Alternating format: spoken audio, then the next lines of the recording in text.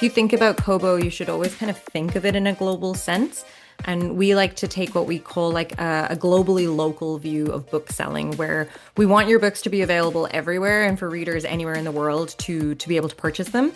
But we also know that there's slightly different nuances in different places, like book selling is not exactly the same, which is why we very much lean on our partners and then also having people on the ground in those areas too. Welcome to the Stark Reflections on Writing and Publishing podcast. There has never been a better time for writers. More information, options, and opportunities are available to you, but navigating these requires insight. Join Mark Leslie Lefebvre as he draws upon more than a quarter century of experience as a writer, a bookseller, and a trusted book industry consultant to explore and reflect on the writing and publishing landscape to help you make informed choices on your writer journey.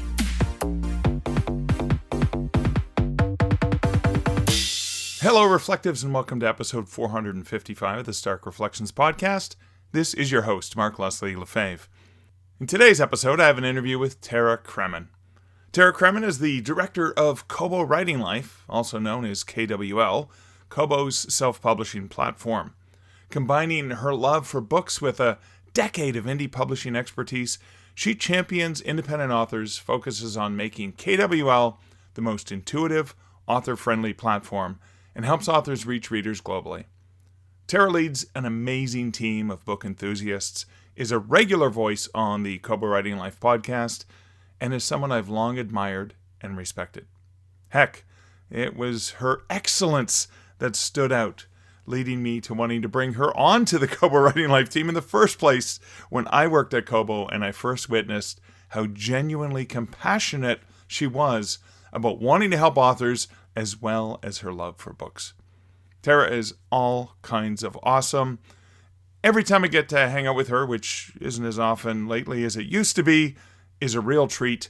And I'm glad I got to share this treat, my chat with her, with you on this podcast. And that's coming up later in this episode. But first, let's hear a word from this episode's sponsor. This episode is sponsored by my affiliate link to Manuscript Report. The reality that most of us face as indie authors is that we love the writing part. We can lose ourselves for hours in our stories. But then the book is done. And suddenly we're staring at a blank screen trying to figure out how to describe our own work, how to write the sales copy description. Where in the market does this book fit? Who are the ideal readers? What categories and keywords will help the right readers find me and my book? How do I pitch this to different audiences? You see, marketing is where so many of us get stuck, and I've been in this industry long enough to know that even traditionally published authors don't always get the robust marketing support that they need from their publishers, which means we all need to figure this out for ourselves as writers. And that's where Manuscript Report comes in. You upload your manuscript, and within minutes, you get a comprehensive marketing report.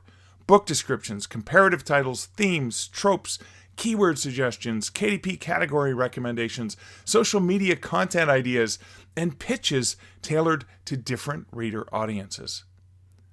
What I appreciate most about this tool is that it's not trying to write your book for you. It's taking your hard work, your words, and helping to generate marketing material specifically suited to what you've produced and created. It's handling the business side, the metadata, the positioning, the marketing copy, so that you can focus on what you actually want to be doing, which is writing your next book. I've used it myself, and I'm continually, genuinely impressed by how much useful information it pulls together to help me sell my own books. The comp titles alone saved me hours of research, and I have been having fun with sales log lines that I derived from Manuscript Report on books that I published 10 years ago and didn't even think that this would be a great log line until I got it back from Manuscript Report. And I can see the eyes light up in the people I use this log line on for my Canadian Werewolf series. If you're curious to check it out, go ahead and check them out over at manuscriptreport.com. There is an affiliate link in the show notes at starkreflections.ca, but you can just go to manuscriptreport.com. And if you use code MARK10, that's MARK10, at checkout, you can save 10% off your purchase there. For personal update, I have gotten back the edits on my Canadian werewolf novella, Once Bitten. I've sent that off to Scott Overton, my narrator, who's probably going to have that back to me because he just told me he just finished another project that was on his plate, and he's got time. So I'll probably get that back in time for the book's release at the end of February, which is really kind of exciting. So for this one, I'm hoping to actually have the hardcover, the trade paperback, the ebook, the audiobook, and even the large print book available. Pretty pumped about that. It's been so great, the work I've done on this, and in just digging through and kind of rereading some of the older stuff and planning and scheming. I've already got stuff started on the next book in the series, the book 9, and I'm actually going to go back. Interesting thing is, I realized I never really shared. There's an element in the story I never really shared at the end of the novella Stowaway. And I think I need to craft another 10,000 words. And what I'm just going to do is I'm going to go back and update Stowaway. And what I will do is I'm going to send an email to my newsletter subscribers. No, I'm not going to be able to get everyone I should say, but my newsletter subscribers, and say, hey, if you've ever, read Stowaway and you wanted that additional scene, I just want to give it to them. But then for any new person who comes into the universe, I can include that scene. And so 2 things that are very important that are going to happen. This is when Michael goes to Stowe, Vermont, and at the end of the novel, he decides he's going to declare again his undying love for Gail. And in the next book, it just cuts to, he's back home. It's 2 years later, and they're friends, and there's sort of like this, it was the wrong timing. I shouldn't have done this at this time. I screwed things up, and she doesn't want to be more than friends. But I never actually, that always took place off screen, like a Rosencrantz and Guildenstern kind of thing that happens off screen. So I want to put that on screen. I want to write that in a little bit more detail, and that'll help flesh out Gail's character earlier in the series a little bit better. And also another thing, and I've noticed this, is I saw this, I think, in a review of Fear and Longing in Los Angeles. So the shtick is that in Stowaway, so Michael's passport had expired, like he moved to the US from Canada, etc. So he wasn't able to get on and he never had a driver's license. So he didn't have the proper ID to be able to fly. So he couldn't just fly from New York to Stowe, Vermont. So he ended up having to take a train because I needed to get him on a train. But then in the next novel, which is 2 years later, his agent says, hey, sending you down to New York. You're going to be on the set as a script consultant for the book of yours that are turning it into a movie. And I did have, I remember at least in one review, someone said, hey, he doesn't have a passport or ID. How can he fly? I'm like, well, dude, it's 2 years later. So yeah, he's a procrastinator, but maybe he actually got it. So what I can do is I'll have to make a point in maybe at the end of Stowaway that he resolves that he's going to, get his ID resolved. At least a couple lines about it, which is like, come on. Like 2 years later, things change. So look at what can change in just a short time period. But in any case, I'm pretty pumped about that. I'm pretty stoked about that. And I've even done a lot of analysis of the sell-through on the series, and I really want to figure this out. So now that I'm book 8 is going to be out and book 9 is going to be out, I'm actually tempted to make book 1, Canadian Werewolf in New York, either permanently 99 cents or permanently free. Curious your thoughts on that. I know it works, and I know I could probably get some stuff going with it. But what I really want to do is, now that I've done all this work and now that I'm in the right mindset, I want to go back. I want to double check, update the links in the back matter copy and all the things, and make sure there's a very clear progression for readers within that series. Because, okay, I'm a little bit biased, but I think it's pretty good.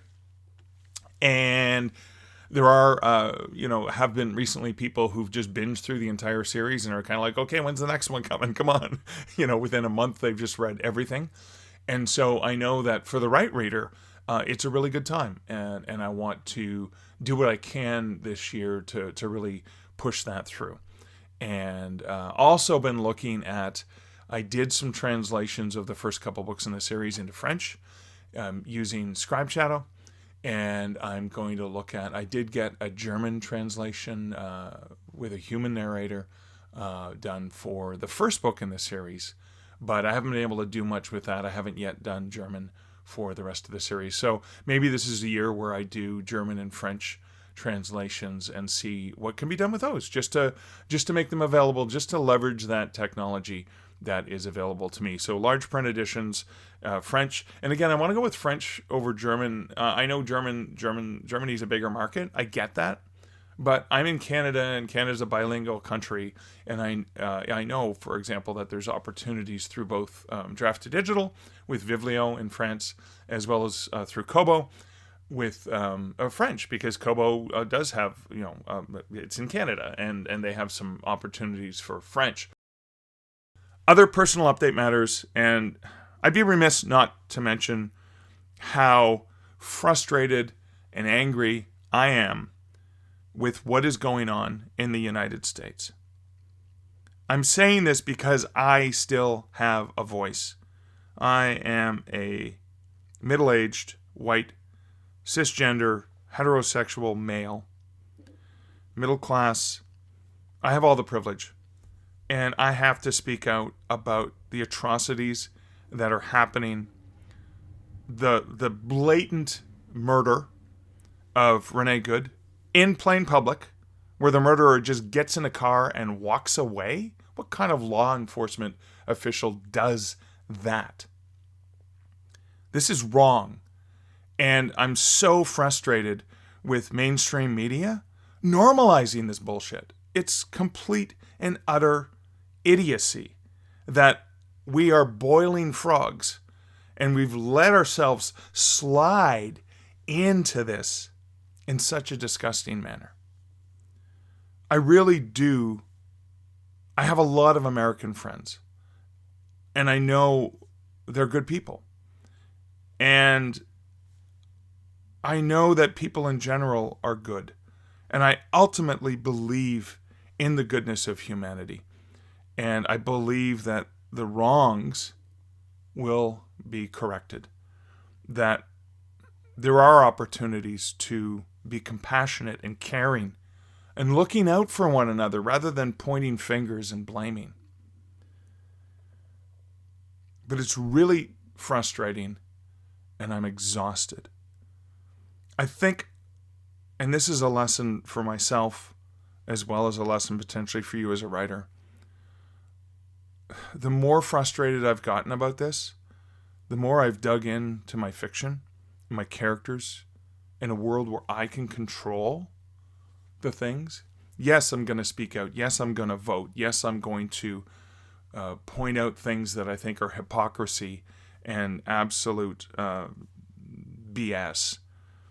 But I'm also going to do the things I can do in my own way. This is part of the book I just finished, Once Bitten, which is the book where Michael first gets bitten by a wolf, first turns into a wolf, first experiences all of the side effects of being a werewolf, and determining what he's going to do with these powers.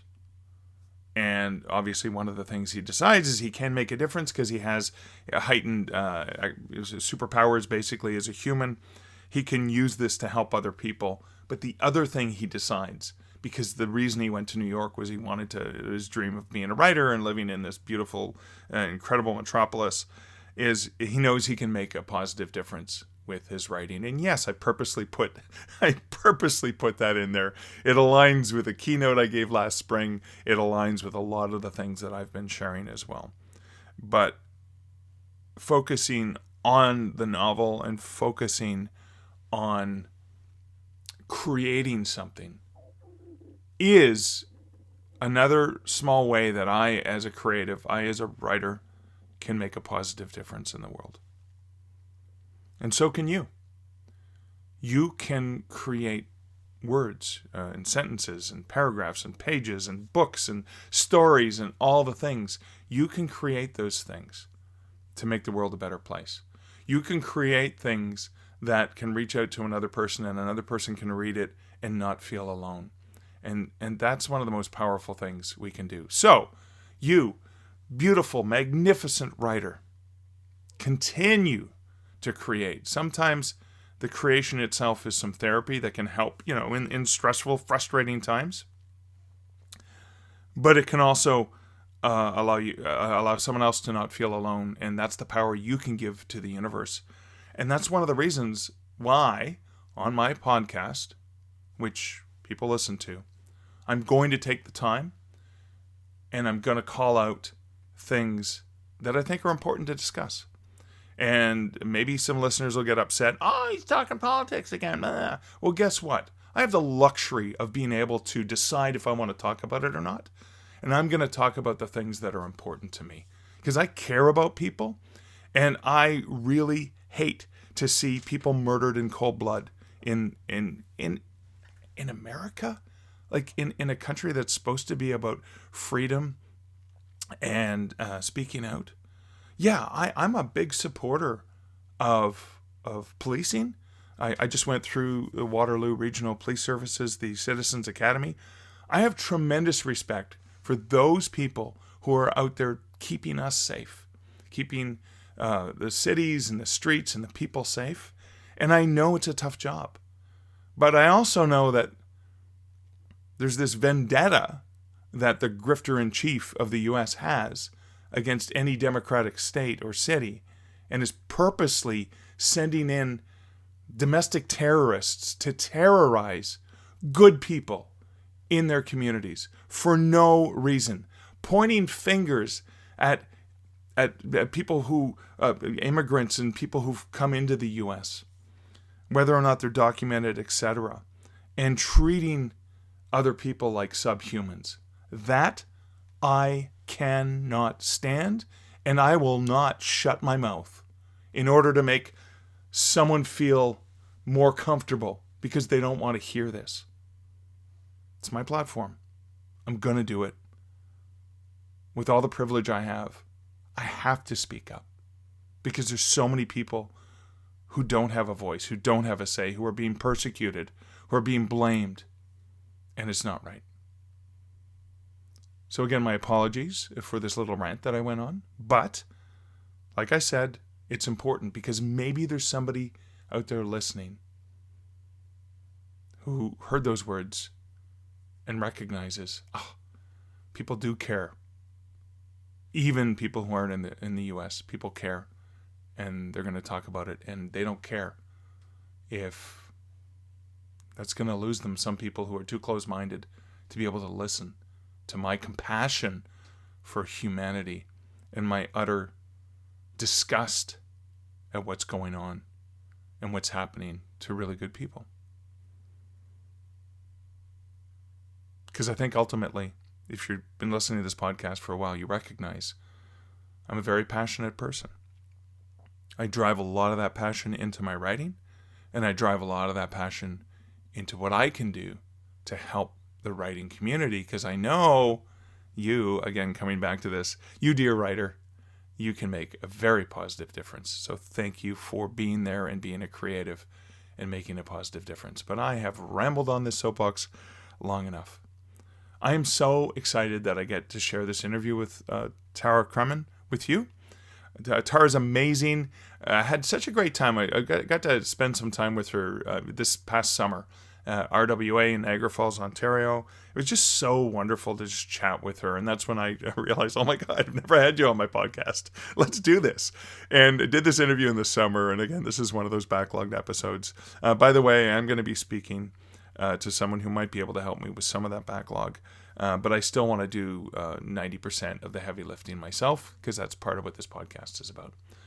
So with that said, I need to stop recording so I can go back and clean up and edit, blah, blah, blah, blah, blah, put in the bumpers, and then get to the reflections at the end.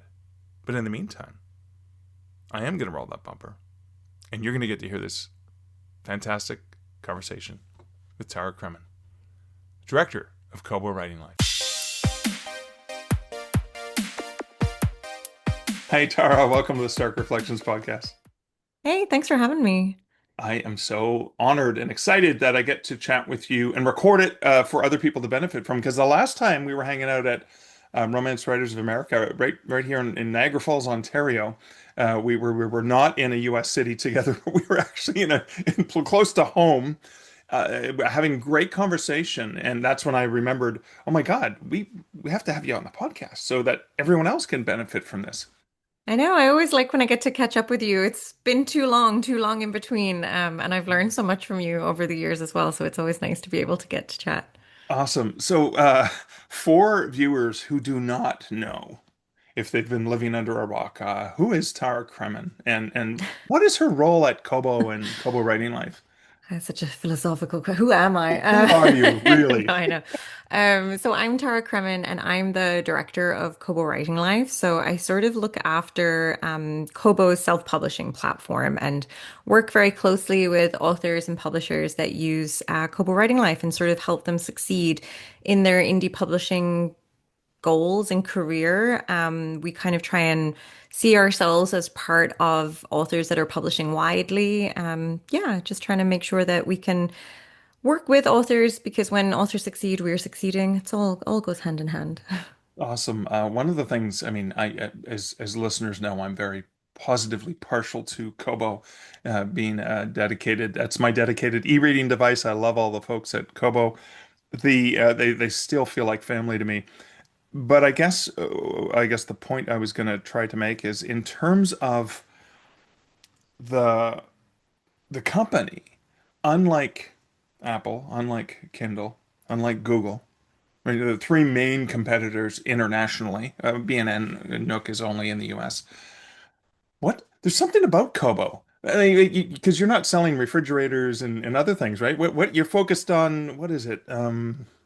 What is it you Only focus on? reading, only the digital reading experience. I know it is wild when you think about our main competitors being like Amazon, Google, and Apple, like three of the biggest companies in the world, and then we have this little old Kobo, which we're not little old Kobo at all, but I think we sort of still think of ourselves that way. Yeah. But I think one of the key reasons that, we are now the second biggest seller of e-reading devices in the world. What? Yeah, is because we've been really focusing this entire time on just the digital reading experience. So Right. we're not trying to entice customers into our website to then upsell them something else. We're really just focusing on getting the next book into that reader's hand, whether it's an audiobook or an ebook. And we do this through making just the best devices that exist, really. We're very innovative. We release a 1 to 2 devices a year, and we've been really focusing on like what are the reader problems and how can we solve them. So we actually came to market with the first waterproof e-reader. We had our color e-readers launch last year, which were really so well received, and we've been trying to like just focus on making it as immersive as possible. So when a user is using one of our devices, we know that the device owners read a lot. So Yeah. we want to make sure we're keeping them in there. And we see a lot of feedback around that people like it. It's like their dedicated reading time that's uninterrupted on this device that's just really light, really easy on the eyes because we have the Comfort Light Pro. And yeah, it's just, we want people to just stay reading as long as possible. I love that. I want to get into Kobo Writing Life and stuff, but let's while we're talking about the readers, I think it was on an author group recently. Maybe it was Wide for the Win. I can't remember. Where an author was complaining, I have these great color pictures that I loaded in my book, and they're black and white. I'm like, well, that's because the reader is black and white. But if it's a color image that's loaded, when a person's reading on the so what are the two color devices that you have out now? There's the two new ones, right? Yeah, so there's the Kobo Clara Colour and the Kobo Libra Colour. So those are our two color devices, and it's really cool actually. It's like the e-ink, the color is in the ink itself, so it makes this really nice pastel kind of muted. It's if you're expecting it to look exactly like a tablet or your phone, it won't. And I think that's a good thing because I Yeah. think that's kind of strains on the eyes. E-readers really look like you're reading on paper, but the color is really cool because the covers really pop. I read a lot of nonfiction. There's often like a lot of images and things like that. So it's really great. And it's also been fun to show on the author side when we're showing these areas that we're merchandising. You'd be like, yeah, look, your books are within this like cool device. I love that. And I think it was the Libra that was the one you showed me when we were in Niagara Falls. And I did love the fact that even like even if you don't have images inside, maybe the author photo inside, maybe the cover, you can actually it pops. You can, especially for a lot of the covers I have that have darkness in them. You can see the different shades of darkness in a Yeah. better way with color, right? Like it just really enhances that experience. Yeah, even if there's a lot of darkness in your cover, this is a cover that you've spent time and money on. So we want to make sure it's looking great. And that's like, unfortunately, readers do judge books by their covers, Yeah. especially when you're digitally browsing things and you're kind of just like adding to cart or like adding to your Kobo Plus library. So yeah, we want to make sure that the covers look great. And that is something that I can do on the Kobo device because of my account is connected to it. I can also connect my OverDrive with my local Yeah. library. But when I'm browsing on my Kobo reader, now it's a more colorful experience. Yeah, and we've always kind of kept our devices kind of open platform as much as possible, where we're sort of not restricting you from bringing in different file types or anything. So you mentioned OverDrive, which I always think is such a great feature, where you can just really easily access your library. If you're using OverDrive, you can do it through Kobo. And then on the other side of things, we have integrations with Dropbox and with Google Drive. I think Google Drive is just on the just on the Libra and not the Clara. Right. But the newer devices, where yeah, you have Google Drive. I actually used it at RWA where I like put my notes from my presentation through Google Drive so I could read them on my Kobo. Oh my God, that's Um, genius. yeah, it's been very, very handy because you just want to be able to like use the thing that we're so proud of.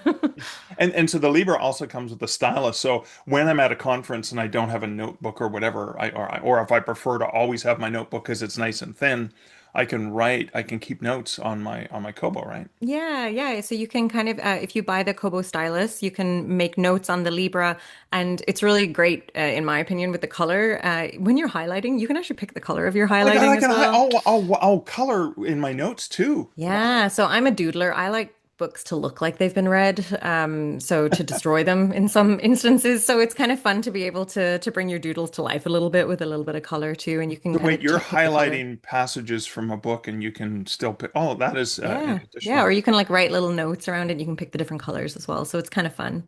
So I know you have long been a book nerd, a book lover. That's been a passion of yours for a long time. For people who are listening to this going, I've never read an ebook before. What was that transition like for you? And what do you like to tell people who are kind of scared of trying that digital diet? I think it's all about convenience. What really sold it for me was when I moved to Canada and I couldn't bring my library with me because I'm originally from Ireland. And, I wanted to be able to bring my bookshelf, but that was impossible. And, when I moved here first, I didn't know how long I would stay. And, it's 13 years later and some citizenship, and I'm still here. Um, but so that was really the convenience factor was the first seller for me, where it's just like you want to be able to access your books on something, multiple books, so I don't have to only read this one paperback that I brought. So I would definitely say to give it a try. You can download the apps on iOS and Android for free if you don't want to invest in a Kobo device. We actually also have just done a lot of upgrades to our web reader. So if you're curious as well, you can read on your desktop through kobo.com. If you have the book purchased, you can open your book there. So I would kind of give it a try and see whatever way suits you. If you're maybe not into the digital reading, maybe you would like audiobooks. We have audiobooks as well. I kind of bounce between both of them. I like all kinds of books though as well. I mean, clearly I have many books behind me, but I You've still read. refilled the bookshelves in the 13 I years. know, I know. A lot of these have come from Kobo, I believe. But I also read like paperbacks and like it's all convenience really. But I know I'm planning a trip toward the end of the year, and I know I'll be stacking my Kobo with stuff. So I only have this one really convenient thing to bring with me. That's fantastic. And I always use the app on my Android phone because I do have a subscription for audiobooks on Kobo and I can listen to them, but then I can toggle.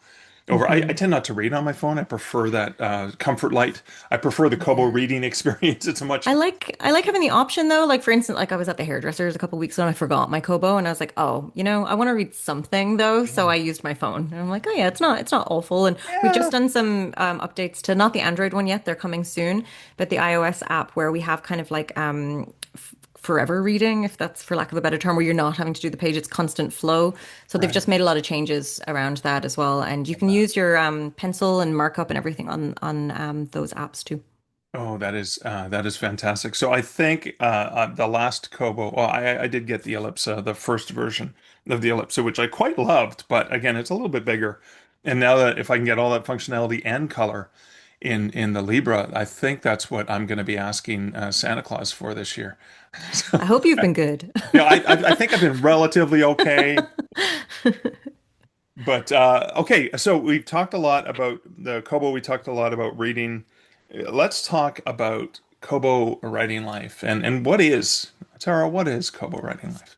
So, Kobo Writing Life is Kobo's self-publishing platform. So, it's a portal to allow authors anywhere in the world the opportunity to have their books available for sale on Kobo and Kobo's partner sites. And you also get to work with the team at Kobo Writing Life. It's kind of one of the perks of using us is that we have this sort of team that really live and breathe the indie author community when we want to help authors succeed and to reach more readers. So that's we try and make the publishing process as painless as possible, so you can kind of really focus on marketing, promotion, or even just analyzing all those sales you're making, anything like that. But and or just focusing on writing the next book too, because that's always my if anyone asks, like what should readers really or writers really focus on? It's like probably still the writing is number one. So a couple of the cool things is if you want to get I think if you want to get a feel for the humanity, that there are real humans on the team that's not being outsourced to a call center in a foreign country, that these are real people that are, if not in Toronto, they're part of that team, part of a small family team. You've got the Kobo Writing Life podcast, right? And some of the team members are regulars, right? Yeah, we've been sort of I mean, like if I say things out loud, they'll be dated. But Laura is on maternity leave at the moment, so she was one of the main kind of co-hosts. So I've been stepping in to fill her shoes. But yeah, Rachel and I and Vanessa also sort of doing that as well. So yeah, the Kobo Writing Life podcast has been just kind of like a fun part of the job too, to get to interview authors, both traditional and indie published, so sort of have like success stories. It's always so interesting. People come to this career in so many different ways, and it's not one. It's not one mode fitting everyone. Everyone has their own way of doing it. So we talk a lot about like craft, different things like that, and then also talking about marketing and trends in the indie publishing business, really, because it is so quickly changing. Awesome. Awesome. I love that. Now, speaking of marketing, the Kobo Writing Life dashboard has a secret knock, right? It has an opportunity for writers in terms of marketing. Can you talk a little bit about that and how authors who aren't familiar with how they can get access to it?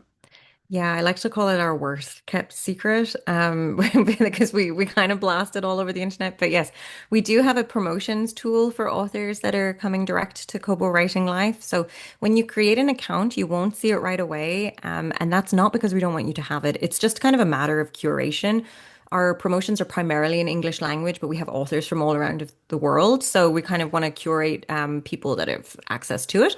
But all you have to do is email the team at writinglife@kobo.com and we will switch this on for you. And that's kind of where we run nearly all of our promotions. It's updated kind of on a weekly basis. And so it can be, you can apply to have your book featured in daily deals or the free page, or you can participate in different seasonal promotions that we have. So there's always, there's probably like 4 or 5 a month. So as we're coming up into like Thanksgiving or holiday season, there'll be lots of stuff around that. Or there's also kind of VIP promotions that go out to our VIP readers. We try to focus on balancing our promo code driven promotions. So that could be like, 20% off your book, 30% off your book with the price drop. Because we know as indie authors, if you're publishing widely, you have to price drop everywhere, and that can kind of be difficult. So sometimes it's out of our control, so we have to do price drop promotions, but we try and balance them so you have a little bit to choose. And then we also do buy more, save more promotions, where from the reader perspective, it's like, you know, three books for two, or we do different bundles, like here are these two books for $15. So you can apply to have your books featured into those. And some of our newest offerings, which we're so excited about, because Kobo Plus is Kobo's non-exclusive subscription service. So for authors, you can enter it if you're publishing widely. You can put your books into Kobo Plus, and it's where the reader would subscribe, and it's kind of all you can read every month. And we have promotions specifically for that because discoverability becomes a little bit more challenging in this area. So we want to make sure that we're surfacing Kobo Writing Life content where we can. And one of the great perks of Kobo Writing Life is you can opt into Kobo Writing Life, or Kobo Plus, I should say, without being exclusive, like Kindle Unlimited, which is a Yeah, huge bonus. It's like I've often described it as it's like Kindle Unlimited without the exclusivity requirements. You get paid when people read your exactly. book. Yeah, yeah. And you even get paid when people reread your book, which I think is also a big thing to consider because we're doing it a little bit different where we're calculating payments based on the minutes that your book has been read. So Yeah. it's like the time that somebody is spending on it versus what authors might be a little bit more familiar with, which is like the page reads. But I also like to say that a digital page it's not it's also abstract. It doesn't really exist. So they're kind of both two different concepts. But we found working with the minutes read reduced a lot of gamification, and it just seemed to be like the fairest way between like the publisher, the author, the retailer, and the reader.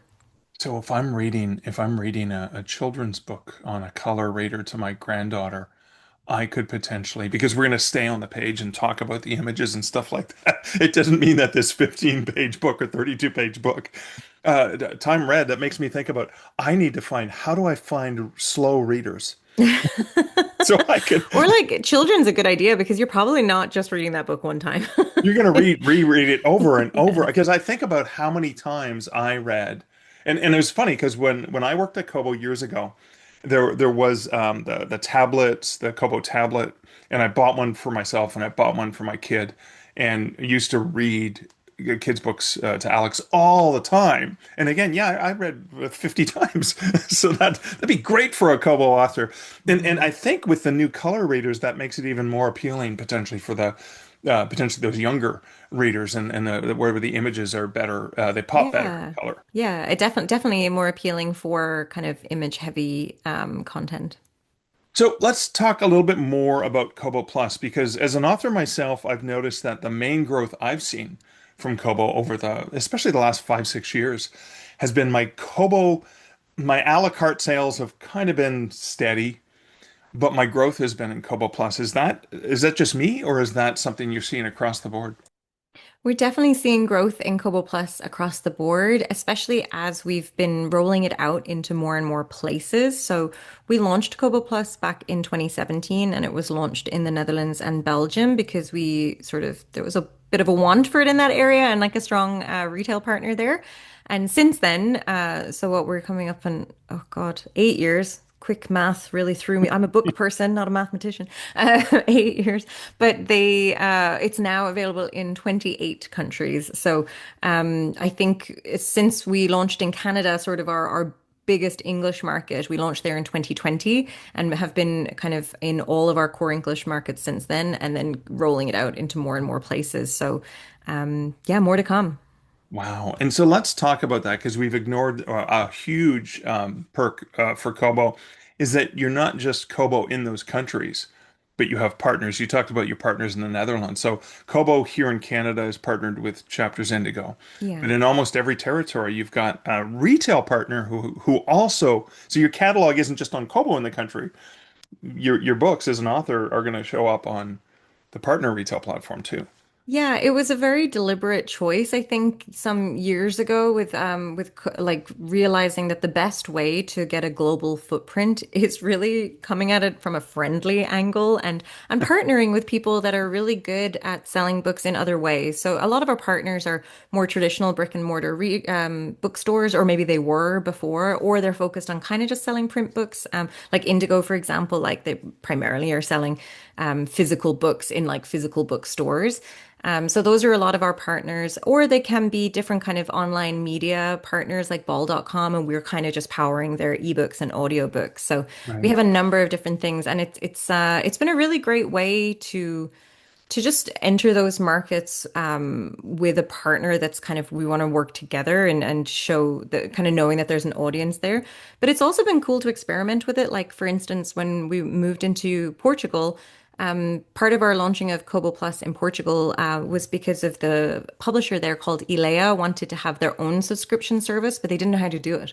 So it's like, how do we as a publisher do it? And it's like, well, why don't we come and partner with you and then we can offer it as Kobo. Here's this Kobo Plus subscription service. So yeah, it's been sort of like interesting to see each country kind of has their own nuance. That's something we like to say as well of like, if you think about Kobo, you should always kind of think of it in a global sense. And we like to take what we call like a globally local view of book selling, where we want your books to be available everywhere and for readers anywhere in the world to be able to purchase them. But we also know that there's slightly different nuances in different places. Like book selling is not exactly the same, which is why we very much lean on our partners and then also having people on the ground in those areas too. Wow. And I think there's something very exclusively Canadian about that friendly, collaborative approach. Yeah. Hey, we're here not to push you out. We're here to work with you. How can it's hey, you got your peanut butter and my chocolate. Hey, you got your chocolate and my peanut butter. It's that sort of together we're better. And that's it seems to have always been the way for Kobo, right? Yeah, and I think it comes back to what we said at the top, really, is that we're only selling books. So I think it's kind of a very helpful way to come into some of these places where we just want people to be reading, you know, that's we just want the digital reading experience to be as close to the physical one as possible and to just keep readers engaged and wanting to purchase the next book. Awesome, cool. And you talked about the VIP readers, and I want to emphasize that these are the people at Kobo who are members Hmm. who really read a lot. They're not just Yeah. the I'm going to read a book a year. These are the ones who are like the whale readers. Like are there terms that you use for these sort of VIP? They're very important VIRs, very important readers. VIRs. Yeah, they're definitely the most avid readers. They probably own a device, you know, they're very engaged with Kobo. And yeah, I think when we run promotions with them for them on Kobo Writing Life every other month, I believe. So I always say that these are the ones to get your books in front of because if you're kind of able to engage one of our VIP readers, they're probably going to follow your career. Yeah, it's probably going to get all your things. Yeah. If you've done your job, you've got them hooked. They are like, yay, there's more for me. Hmm. And so let's go back to marketing because a lot of authors go, oh, the marketing, that's the hard part, whatever. Okay, so I got the promotions tab because I emailed the writing life at kobo.com and I asked very nicely. And I got the promotions tab and I'm in a promo. The promo's coming out in October. I mean, as an author, the best way for me to sell a lot of books is just to sit back and go, yay, Kobo's doing all the work for me, right? No.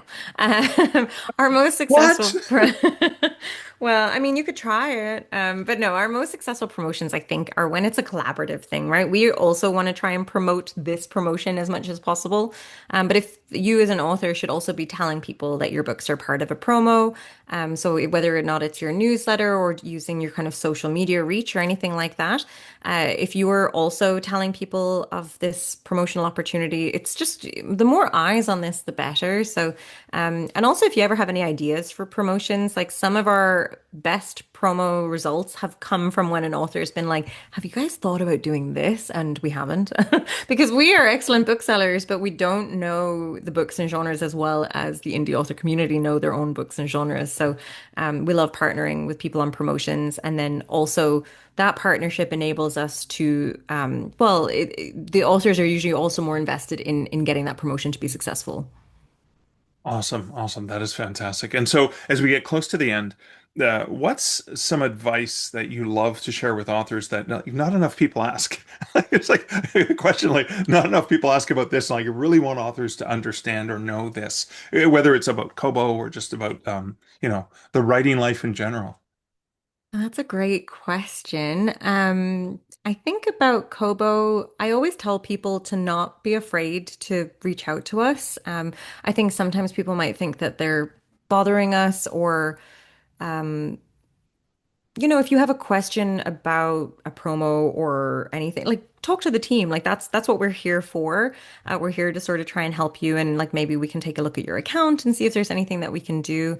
In terms of like indie publishing in general, I think if you're sort of going to Kobo newlywide or coming to us for the first time, it can take a little bit of time to gain traction. But we've honestly found that with Kobo Plus, that has kind of closed the gap a little bit on reaching that audience. So I think would just be a little bit patient with gaining traction to Kobo readers. But they are there, and we are adding more readers all the time, especially with these different expansions. So I think, yeah, and just to keep writing the next book as well. Three things of advice there. No, that's great. That's fantastic. Thank you. So, I know you're an avid reader, a very passionate reader. You talk about the books you read all the time. Uh, Being this engaged in the writer community, is there a book that you've been sitting on or working on secretly in the background? Oh, me personally? Yeah, as Oh a writer. no. No, I mean, I like one of my favorite things about working in this community is one, how much of a community it is, but also I just love working with people that are able to express themselves creatively. Like I find that very inspiring. That kind of fills my cup to be, you're doing the thing that people are scared to do. You're writing a book. Like that's terrifying. So then part two is no, it's terrifying to write a book. I absolutely am not doing that. But no, I like maybe eventually.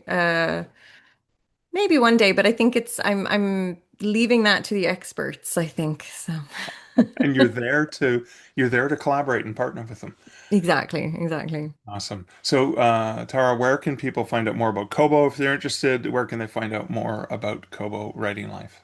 If you go to kobo.com/writing life, you'll find everything. And you can find us on socials. We're at Kobo Writing Life. Instagram meme game is very strong. Vanessa and our It team has been is. killing it. So Oh, if it's you I love it. It's just so much fun when I see them pop up. I know, me too. It's always a surprise. I'm like, great meme. But yes, follow us on socials. Instagram's probably the one we're having the most fun with at the moment. And yeah, reach out to us at writinglife@kobo.com if you ever have any questions or want to chat. Awesome. And it never hurts for an author to tag Kobo in like, hey, I've got a new book out. It's available on Kobo because that shows Kobo that the author's as invested as they are in Yeah, getting the right absolutely. books. Yeah. Cool. Awesome. Tara, thanks so much for hanging out with me. Thanks, Mark. Nice to chat with you. Okay, a few things to reflect on. The first one was Tara talking about Kobo making his deliberate choice of the best way to establish a global footprint. And that was coming at it in a friendly way and in partnerships, working together, collaboration. This is one of the things I've always loved and respected about Kobo. I love that collaboration. I talk about the value and the importance of collaboration. More than 10 years ago, I think it was 12 years ago, when I was the director of self-publishing and author relations at Kobo, I was asked to do a keynote speech at Writers of the Future and to talk about the future of publishing. And the one thing I said is that the future of publishing is going to continue to become more collaborative than ever before. And I was thinking about that by looking at the way Kobo was leading in that regard. So it was a great honor to get to go and represent Kobo there. I now am a judge for Writers of the Future. So it's so cool that 10 years later I became a judge and I'm there every year, and I get to help beginning writers and celebrate their achievements by winning the Writers of the Future, the Science Fiction Fantasy Awards. Now, back to the value of a company like Kobo is studies have proven that reading actually helps create more empathy, right? Because you can see from a different character's point of view if it's fiction, for example, and sometimes nonfiction you can learn, or a biography you can actually see something through someone's experiences or a memoir of whatever. But a company like Kobo that's focused specifically and deliberately on reading is one that makes the world such a better place. I'm so excited to see Kobo continue to grow. And I'm doubling down. I'm thinking about what are the things I can do to do more promotion specifically within Kobo because of the uniqueness of it. So go Kobo. And then, yeah, another thing Tara talked about was the value of being in front of the most engaged readers. Like often these are the VIP readers that Kobo has.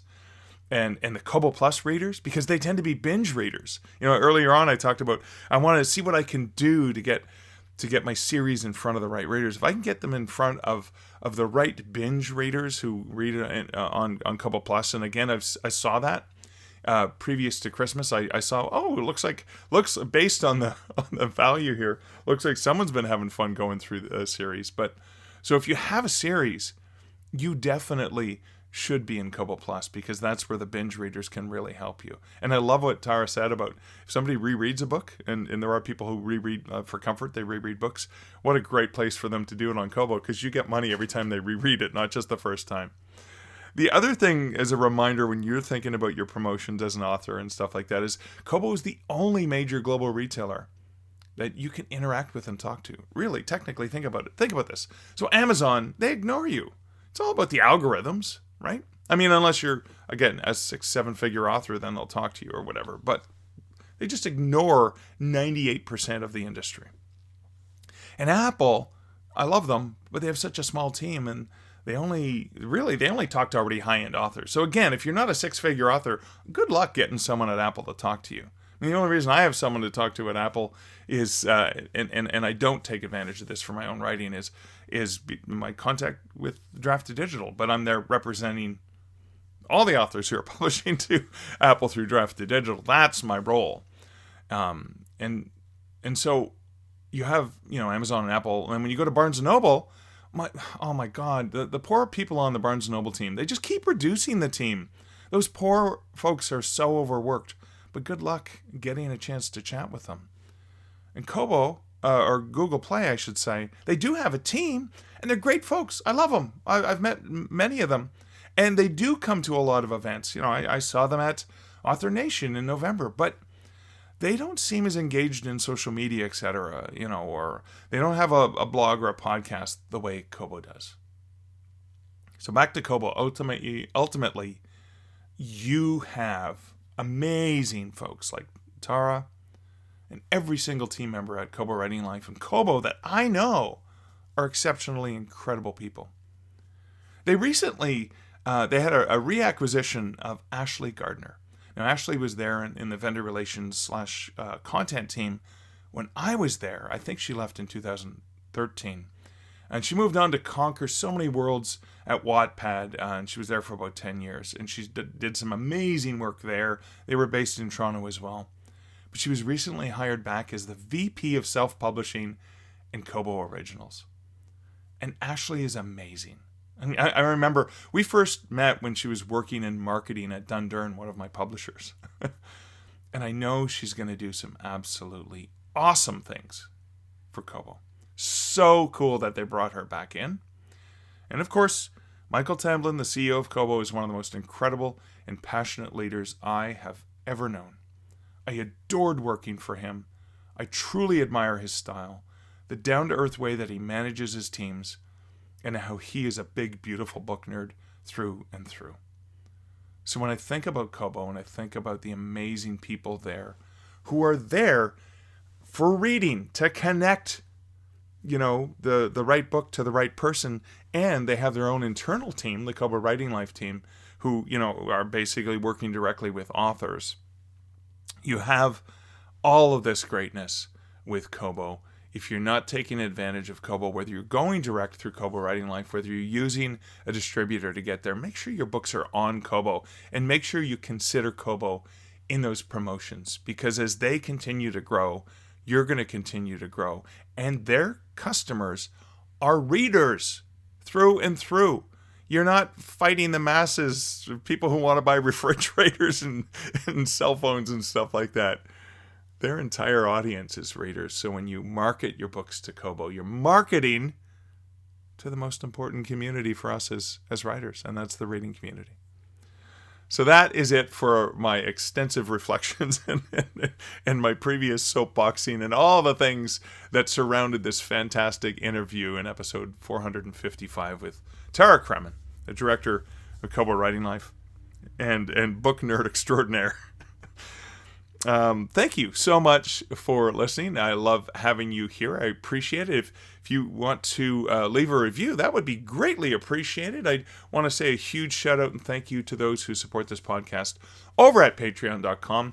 I'm going to continue to push out some of that additional content, the text content for patrons, and I'm going to try and set up, if I can, for the end of the month, some informal chats just to hang out and chat with patrons, and then you guys can ask questions. We can just talk about stuff. I'll be setting that up, so to pay attention and look for that. And a thank you to my patrons for the support that they offer. But until that's it for now. As I said, until next week and until next episode, this is, as always, Mark Leslie Lefebvre wishing you great writing and good Stark Reflections. Thank you for listening to the Stark Reflections podcast. You can find show notes for each episode at starkreflections.ca.